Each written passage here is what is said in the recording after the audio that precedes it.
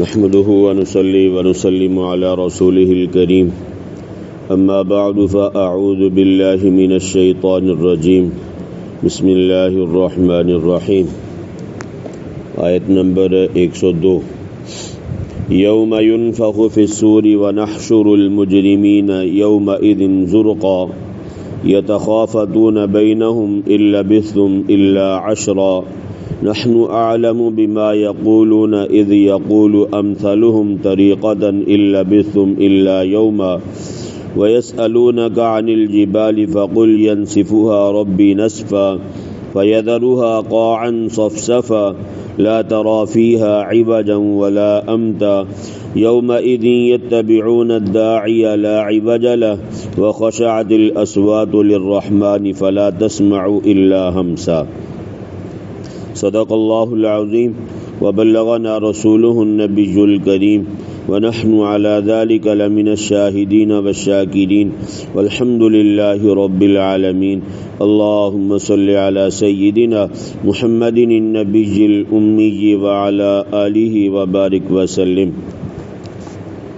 یوم ينفخ في الصور جس دن پھونکی جائے گی بگل ونحشر المجرمین اور ہم اکٹھا کریں گے مجرموں کو یومئذ اس دن زرقا نیلی آنکھوں والے ہوں گے یتخافتون بینہم آہستہ آہستہ گفتگو کریں گے آپس میں ان لبثتم نہیں ٹھہرے تم الا عشرا مگر 10 دن اور 10 راتیں نحن اعلم ہم خوب جانتے ہیں بما یقولون جو وہ کہیں گے اذ یقول امثلهم جس وقت کہے گا ان میں سے اچھا طریقتاً روش کے لحاظ سے ان لبثتم نہیں ٹھہرے تم الا یوما مگر ایک دن ویسألونک اور سوال کرتے ہیں آپ سے عن الجبال پہاڑوں کے بارے میں فقل ینسفها بس آپ صلی اللہ علیہ وسلم کہہ دیں ینسفها ربی اڑا دے گا ان کو میرا رب نسفا اڑا دینا فیذرها بس چھوڑ دے گا ان پہاڑوں کی جگہ کو قاعا میدان صفصفا ہموار لا تری فیہا نہیں دیکھیں گے آپ اس میں عوجا کوئی موڑ ولا امتا اور نہ اونچی نیچی جگہ یومئذ یتبعون الداعی اس دن پیروی کریں گے پکارنے والے کی لا عوج لہ کوئی کجی نہیں ہوگی اس کے لیے وخشعت الاصوات اور پست ہو جائیں گی آوازیں للرحمن رحمان کے سامنے فلا تسمع الا ہمسا بس آپ نہیں سنیں گے مگر پاؤں کی آہٹ عزیزان گرامی 16واں سپارہ سورہ طٰہٰ آیت نمبر 102 سے لے کے 108 تک یہ چند آیات کا ترجمہ آپ حضرات کے سامنے کیا ہے۔ گزشتہ درس میں آپ حضرات کے سامنے یہ بات ذکر کی تھی کہ جو کوئی بھی قرآن کریم سے اعراض کرے گا تو وہ اس کا جو بوجھ ہے کل قیامت کے دن اپنی گردن پہ اٹھا کے لائے گا، یا اسی طرح کوئی بھی چوری کی ہے یا کوئی بھی معاملہ کیا ہے، فرمایا کل قیامت کے دن اس کا بوجھ اس کی گردن پر ہوگا اور وہ سب کے سامنے اس کو ظاہر کیا جائے گا۔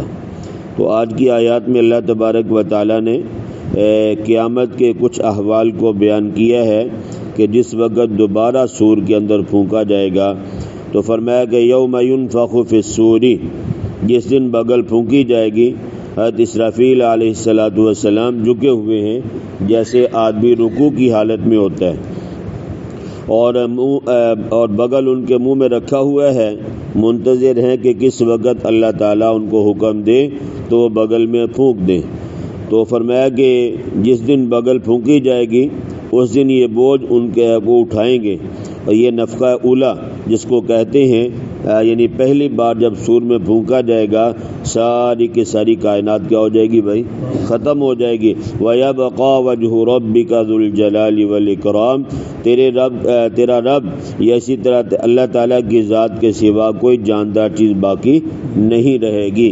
جب پہلا سور پھونک دیا جائے گا اور ساری کی ساری زیرو چیزیں ختم ہو جائیں گی تو پھر اس کے بعد 40 سال کا وقفہ ہوگا۔ کتنا بھائی؟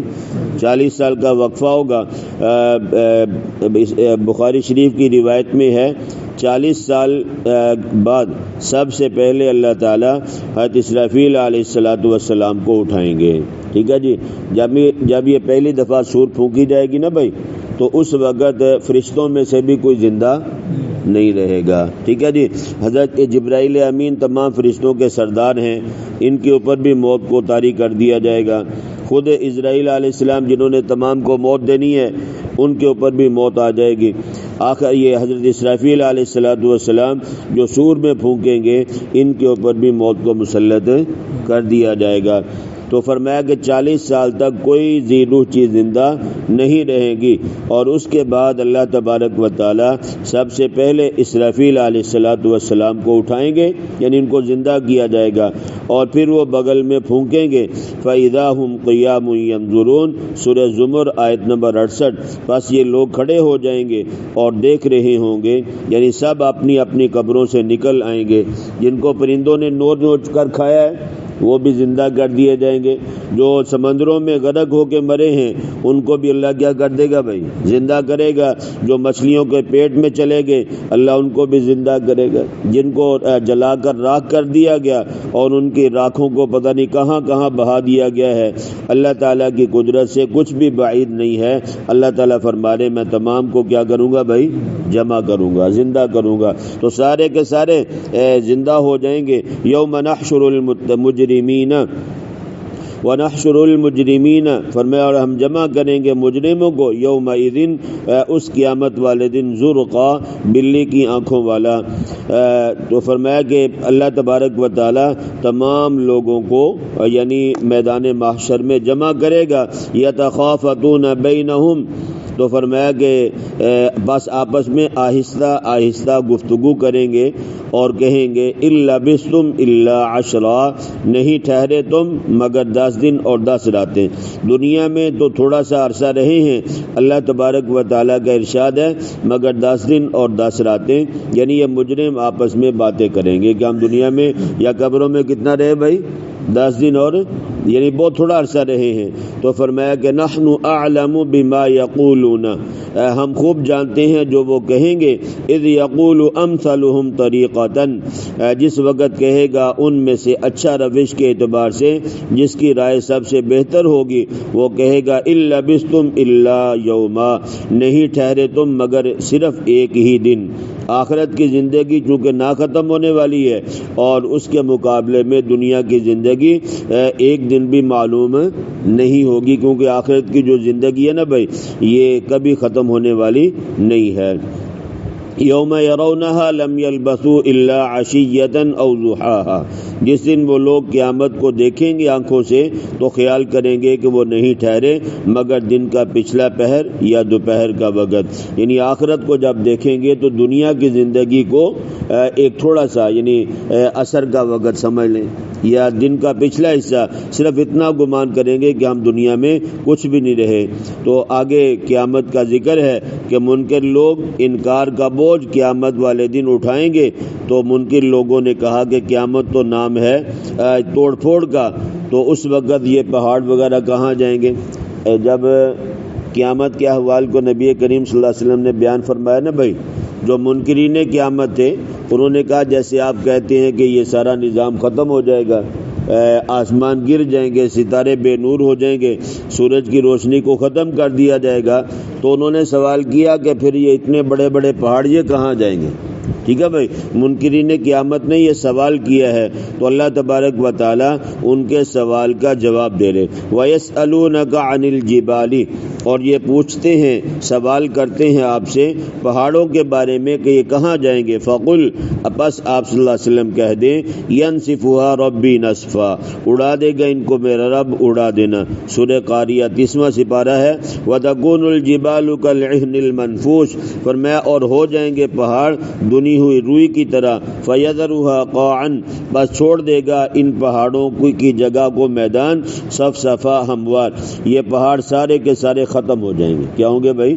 ختم ہو جائیں گے. اللہ فرماتے جیسے روئی کے گال چھوٹی چھوٹی روئی اڑتی پھرتی ہے ہواؤں میں، اسی طرح یہ پہاڑ اپنی جگہ سے نکل جائیں گے اور یہ اس طرح اڑتے پھریں گے جیسے روئی اڑتی ہے. تو فرمایا پوری کی پوری زمین یہ بالکل ہموار میدان کی طرح ہو جائے گی. اب تو کیا ہے کہیں جگہ پہ ٹیلے ہیں، کسی جگہ پہ پہاڑ ہے، کسی جگہ پہ میدان ہے، لیکن جس وقت قیامت کا بغل بچ جائے گا تو اس وقت اللہ فرما رہے ہیں کہ یہ ساری کی ساری زمین کیا ہوگی بھائی؟ ہموار چٹیل میدان کی طرح.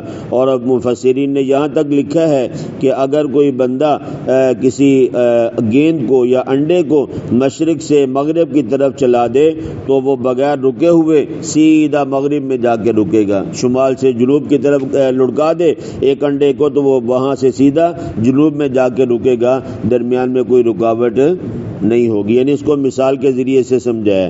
تو فرمایا لا تری فیہا عوجا، نہیں دیکھیں گے آپ اس میں کوئی موڑ. آج موڑ اس لیے ہے کہ راستے میں کوئی ٹیلا آ گیا، کوئی پہاڑی آ گئی تو راستے کو کیا کر دیا جاتا ہے بھائی؟ سڑک کو موڑ دیا جاتا ہے تاکہ راستہ چلتا رہے. لیکن اس وقت کوئی ایسا معاملہ نہیں ہوگا. تو ولا امتا، اور نہ کوئی اونچی نیچی جگہ ہوگی.